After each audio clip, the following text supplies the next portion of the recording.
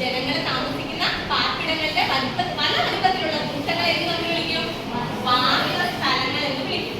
വാസസ്ഥലങ്ങളിൽ രണ്ട് വിധത്തിലുണ്ട്. ഏതൊക്കെയാ? നിങ്ങൾക്ക് ഓർത്ത് വരുന്നത് നിങ്ങളുടെ വീട് എവിടെ? ഏതൊക്കെ ഇങ്ങനെയുള്ള മേഖലകളാണ്? ഗ്രാമത്തിലുണ്ട് അല്ലേ? നമ്മള് ഗ്രാമ വാസസ്ഥലമുള്ളതാണ്. പിന്നെ ഏതുണ്ട്? നഗരമുണ്ട് അല്ലേ? അപ്പൊ ഒന്ന് ഗ്രാമവാസസ്ഥലങ്ങളുണ്ട്.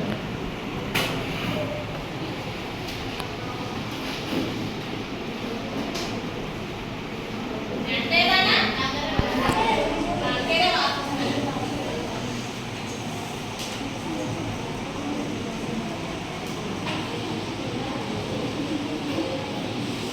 അതെ, നമ്മളിന്ന് പഠിക്കാൻ പോകുന്നത് ഗ്രാമവാസസ്ഥലങ്ങളെ കുറിച്ചാണ്. നമ്മൾ ആദ്യം പഠിക്കാൻ പോകുന്നത്.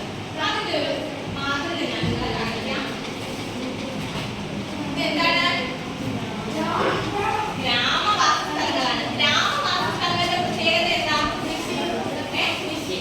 കൃഷിയാണ് അല്ലേ? ഗ്രാമം കേൾക്കുമ്പോ തന്നെ നമുക്ക് എന്താ ഓർമ്മ വരുന്നത്? കൃഷി ഓർമ്മ വരും. കൃഷിയുടെ എങ്ങനെയാ?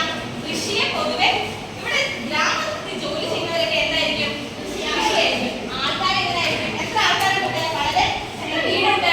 രണ്ട് വീട്. ഗ്രാമത്തിൽ എങ്ങനെയായിരിക്കും? ജനസംഖ്യ കൂടുതലായിരിക്കും. അത് കാണിക്കാനാണ് ഇവിടെ രണ്ട് വീട്. ജനസംഖ്യ കുറഞ്ഞതും ആളുകൾ കൂടുതൽ എന്തായിരുന്നു? കാർഷിക വൃത്തിയെ ആയിട്ട് ജോലി ചെയ്യുന്നവരുമാണ് എന്ന് പറയാം ഗ്രാമത്തിൽ. ഇവിടെ എങ്ങനെയാ ജോലി ചെയ്യുന്നത്? എന്തൊക്കെ ജോലി ഇപ്പൊ നിങ്ങൾ കാണുന്ന ജോലികൾ എന്തൊക്കെയാ? കൃഷിപ്പണി ചെയ്യുന്നവരാണ് കാണുന്നത് അല്ലേ? കാണാമോ?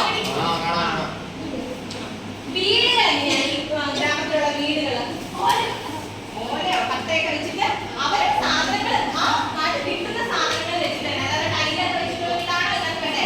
അല്ല, അപ്പൊ നമ്മുടെ നാടൻ സാധനങ്ങൾ വെച്ചിട്ടുള്ള, അതായത് അവിടെ എങ്ങനെ ഉപയോഗപ്രദമായിട്ട് കിട്ടുന്ന സാധനങ്ങൾ തന്നെ വെച്ചിട്ടുള്ള വീടുകളാണ് ഗ്രാമവാസസ്ഥലത്തിന്റെ പ്രത്യേകത. ഏതാണ്? ജനങ്ങൾ